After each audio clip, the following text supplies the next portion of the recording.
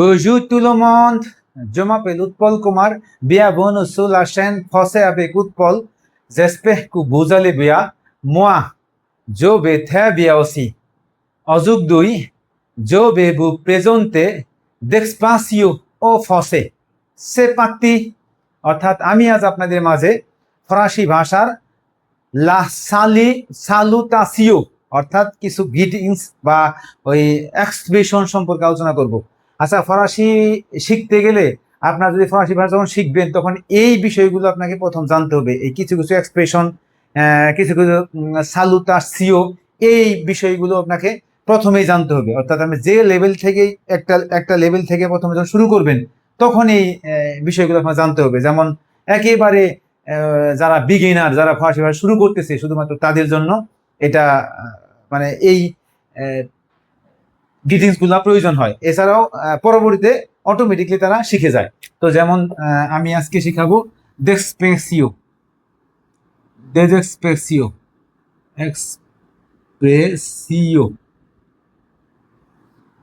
অর্থাৎ যেটা বলে গ্রিটিংস, মানে ফরাসি ভাষায় গ্রিটিংস বলে। আচ্ছা, এক্সপ্রেশন এক্সপ্রেশন এক্সপ্রেশন। আচ্ছা, এখন দেখেন আমি প্রথমেই যে এক্সপ্রেশনটার কথা বলবো, এই দেখেন bonjour, দেখেন এটা কি আমি উচ্চারণ করলাম, B O N, bonjour, J O U R, bonjour। দেখেন কি বলছি, অনেকেই বলে এটাকে bonjour।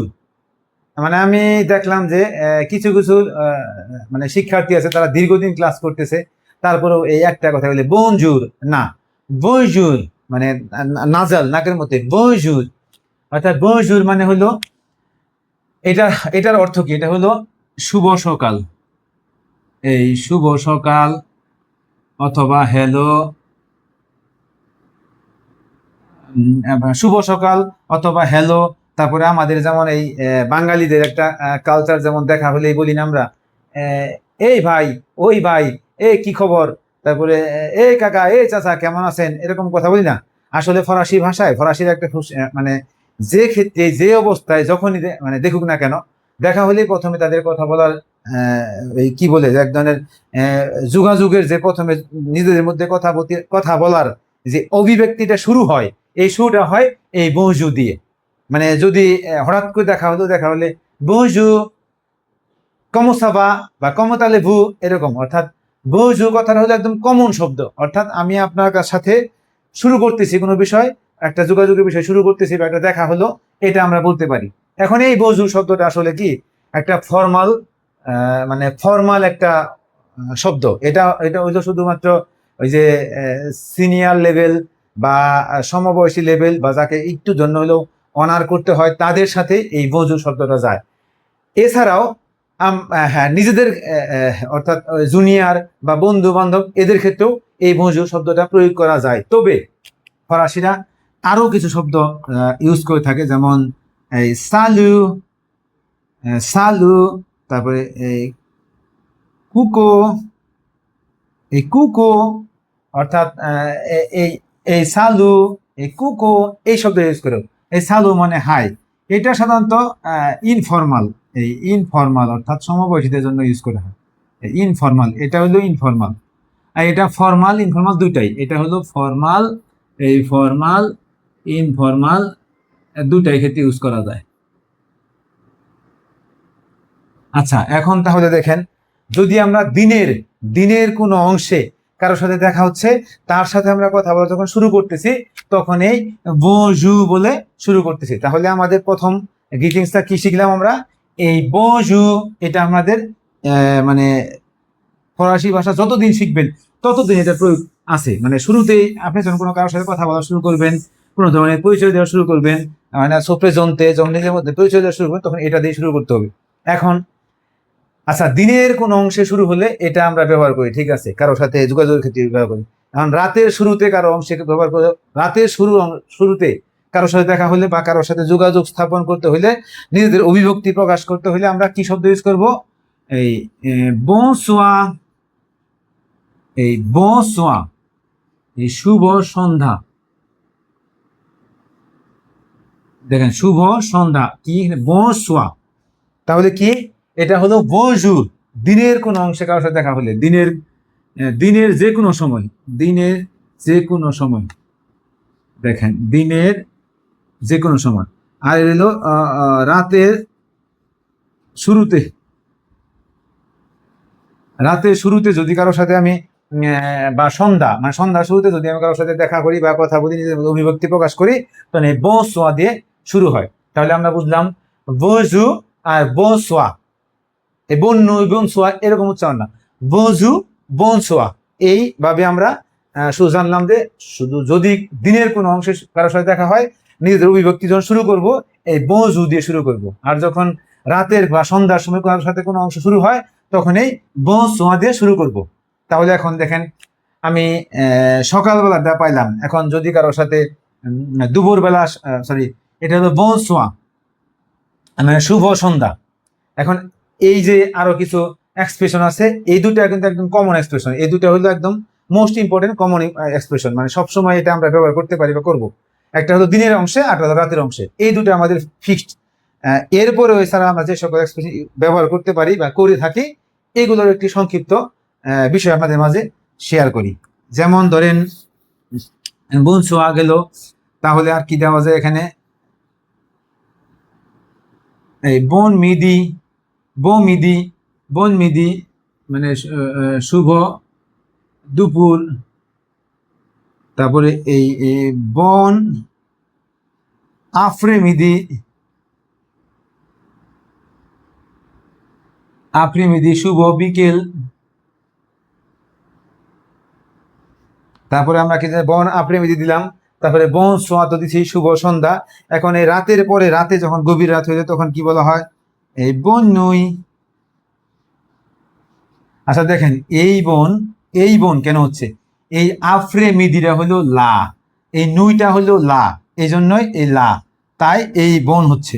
আর লো এর জন্য এই বন হচ্ছে। এটা আমি এতটা ক্লিয়ার করলাম, বিশ্লেষণ করলাম না, কারণ এর আগে আমরা এরপরে আমরা যখন এই লোলা জানবো তখন আমরা বিষয়টা ভালো করে শিখতে পারবো। এটা যেহেতু ফরাসি ভাষা শিখতে গেলে কারোর জন্য সর্বপ্রথম ক্লাস, তাই এটা আমি খুব সহজেই বুঝিয়ে দিচ্ছি। বজু বনসোয়া, বন মিদি, বন আফ্রে মিদি, বন নুই। তাহলে আমরা কি বুঝলাম, দিনের অংশ বুঝলাম, বনসোয়া শুভ সন্ধ্যা, তাহলে বন মিদি শুভ দুপুর, বন আফ্রি মিদি শুভ বিকেল, বন নুই অর্থাৎ শুভ রাত্রি। এই যে শুভ রাত্রি, যেমন 8টা বা রাত 10টার পর থেকে যেটা বলা হয় শুভ রাত্রি। তাহলে এটা মোটামুটি শেষ করলাম। এখন অন্য আরো কিছু গিটিং দেখায়, এরকম অনেক এক্সপ্রেশন আছে, অনেক। আপনারা যদি যখন আমরা শিখবেন বা আস্তে আস্তে যখন একটা ভালো একটা পর্যায়ে যাবেন, তখন আমাদের সবগুলোই আপনাদের আস্তে আস্তে চোখের সামনে পড়বে, আপনারা সবসময় আস্তে আস্তে এগুলো হ্যাঁ দেখতে পারবেন। এখন আরেকটা বিষয় হলো এই মসিউ, মসিউ, এই মাদমোয়াজেল, মোয়াজেল, তারপরে এই মাদাম। আচ্ছা দেখেন এই এই এই মসিও, এই মসিও, এই মাদমোজেল, এই মাদাম, এই দুইটা, এই মাদমোজেল আর মাদাম শুধুমাত্র স্ত্রীলিঙ্গদের ক্ষেত্রে, আর এই মসিও বলা হয় শুধুমাত্র পুল্লিঙ্গদের ক্ষেত্রে। এটার হচ্ছে শিক্ষক বা জনাব, এটা অর্থ শিক্ষিকা বা জনাবা। দেখেন এই দুটো অর্থ তাই। আচ্ছা এখন আসেন, তাহলে মসিউনে বুঝলাম যে শিক্ষক পুল্লিঙ্গদের ক্ষেত্রে ব্যবহার করা হয়, তাহলে এই মাদমোজেল এবং মাদমোয়াজেল এবং মাদাম কাদের ক্ষেত্রে ব্যবহার করা হয়? আসলে ফরাসিরা এই মাদমোয়াজেল এবং মাদমোয়াজেল সাধারণত অবিবাহিতর ক্ষেত্রে ব্যবহার করা হয়, আর মাদাম সাধারণত মাদাম সাধারণত বিবাহিতর ক্ষেত্রে ব্যবহার করা হয়, আর মাদমোজেল সাধারণত অবিবাহিতর ক্ষেত্রে ব্যবহার করা হয়। এখন এই আচ্ছা এটা দুটো একটু ভেজাল আছে, আমি ক্লিয়ার করি। মসিউ শিক্ষক জনাব, এটা সকল পুরুষ শিক্ষকের ক্ষেত্রে ব্যবহার করা হয়। এখন মাদমোয়াজেল এবং মাদাম, আচ্ছা এই মাদাম সাধারণত অবিবাহিতর ক্ষেত্রে ব্যবহার করা হয়। একটা জিনিস বুঝেন, মাদাম সাধারণত অবিবাহিত অবিবাহিত শিক্ষিকাদের ক্ষেত্রে ব্যবহার করা হয়, শিক্ষিকাদের ক্ষেত্রে ব্যবহার করা হয়, শিক্ষিতা, দেখেন অবিবাহিত শিক্ষিতাদের ক্ষেত্রে। আর এটা হলো মজের সাধারণত বিবাহিতদের ক্ষেত্রে। তবে এই ফরাসি ভাষায় এখন ফরাসিরা আস্তে আস্তে এই শব্দটাকে ধরনের বাদ দিয়ে দিচ্ছে, মোয়াজের শব্দটা বাদ দিয়েছে। কারণ কেন, পুরুষের বেলায় মসিউ একটা, ম্যাডামের বেলায় মানে মেয়েদের বেলায় দুইটা ভাগে ভাগ করা হচ্ছে, অবিবাহিত বিবাহিত মার্কিং করা হচ্ছে। এই জন্য মানে এই মাদাম সবার ক্ষেত্রে শুধুমাত্র মাদাম ইউজ করা, মানে ব্যবহার করা হচ্ছে। ফরাসিরা আস্তে আস্তে এই মোয়াজের শব্দটা ব্যবহার করা বাদ দিচ্ছে। তাই আমরা কোনো নারী শিক্ষক বা জনাব হিসেবে, মিস্টার হিসেবে বা উল্লেখ করতে হলে, মিসেস উল্লেখ করতে হলে মাদাম বলবো। আর কোনো পুরুষ শিক্ষক বা জনাব হিসেবে উল্লেখ করতে গেলে আমরা মসিউ বলবো। অর্থাৎ আমাদের ফরাসি ভাষা যে সকল শিক্ষকরা শিখাবে তাদেরকে আমরা মসিউ বলি, আর যে সকল ম্যাডামরা শিখাবে, শিক্ষিকারা শিখাবে, তাদেরকে আমরা মাদাম বলি। তাহলে মসিউ, মাদমোয়াজেল এবং ম্যাডাম, এই তিনটা বিষয় আমরা মোটামুটি শিওর হলাম। এখন দেখেন, এখন আসলে এরকম আরো অনেক এক্সপ্রেশন আছে, আমি দ্রুত কয়েকটা এক্সপ্রেশন দেখিয়ে দিচ্ছি। যেমন এক্সকুজে, এক্সকুজে মোয়া, এক্সকুজে মোয়া, দেখেন এক্সকুজে মোয়া। অর্থাৎ আমরা যখন এই যে কারোর সাথে দূর থেকে কাউকে দেখতেছি, দেখে সে আমার দিকে নজর দিচ্ছে না, আমরা যখন বলি এই হ্যালো, হাই হ্যালো, এরকম বলি না? তো এটাকে অনেক সময় যে ভিড়ের মধ্যে যাচ্ছি, আমরা কাউকে সরতে বলবো, আমার দিকে মনোযোগ অ্যাটেনশন করতে বলবো।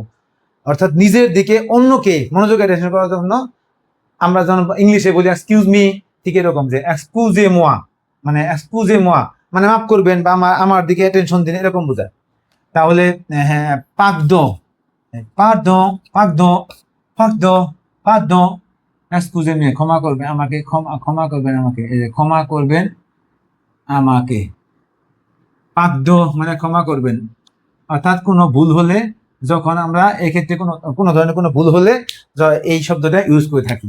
তারপরে দেজোলে,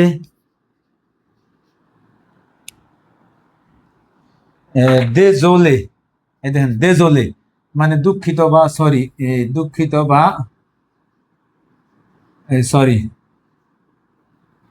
দুঃখিত বা সরি। তবে ম্যাক্সি,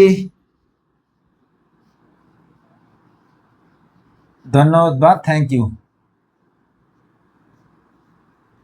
দেখেন এই ম্যাক্সি, দেজোলে, জসুই দেজোলে, আই এম দুঃখিত, ম্যাক্সি।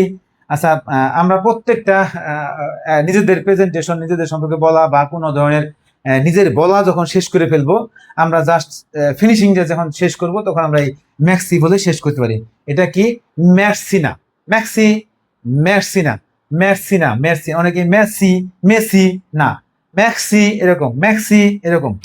অর্থাৎ দেজোলে দুঃখিত, আর পাকদো মানে ক্ষমা করবেন, যেটা আমরা ওই যে নিজেরা যেমন ইয়েরা বিশেষ ক্ষেত্রে বলে থাকি। তারপরেও এই বিয়াভনু, বিয়াভনু,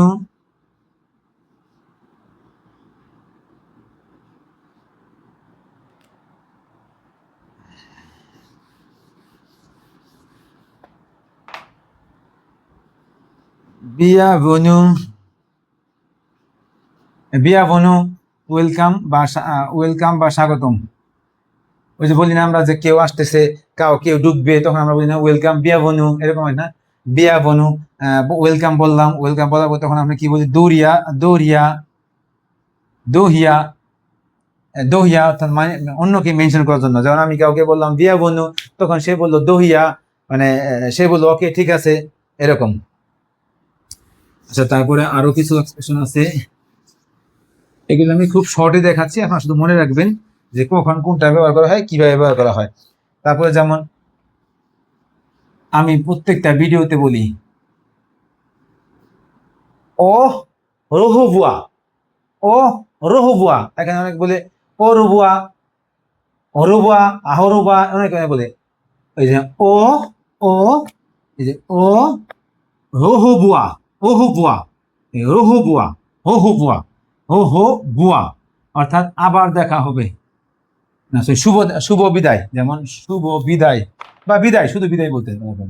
এই বিদায় অর্থাৎ কোনো কিছু শেষ করার পর বয় যে আমরা যেমন টাটা দেই না, টাটা বাই বাই, ঠিক এরকম বলে হইলো ও হরু বুয়া, ও হরু বুয়া, ও হো বুয়া, ও হরু বুয়া, ও হরু বুয়া, মানে যেমন আমরা ওই টাটা দিনে পাইবেন এরকম আর কি।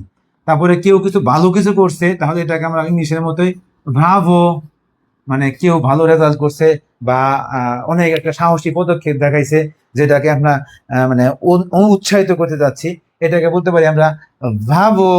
তারপরে দেতেস্তে, দেতেস্তে, দেতেস্তে মানে ঘৃণা করা, দেতেস্তে মানে ঘৃণা করা, এটা আসলে আহ, অনেক পরের লেভেলে, তারপরেও আচ্ছা এটা এখানে দরকার নেই। তারপর যেমন লিখি বনশস, বনশস শুভকামনা, মানে কেউ একটা ভালো রেজাল্ট করছে, কেউ একটা দূর থেকে ঘুরে দূরের উদ্দেশ্যে যাচ্ছে, কেউ একটা কোনো কাজে ভালো কাজে যাচ্ছে, তখন আমরা এই বনশস ইউজ করতে পারি। অথবা কেউ কোনো একটা ফলাফল রেজাল্ট করছে, ভালো কিছু সুসংবাদ নিয়ে আসছে, তখন আমরা এটা ইউজ করতে পারি ফেলে সিতা, সিতাসিও, এই কনগ্রাচুলেশন, কনগ্রাচুলেশন, দেখেন এই ফেলে সিতাসিও অভিনন্দন বা কনগ্রাচুলেশন শব্দতে ইউজ করতে পারি। তারপরে বন বয়াস,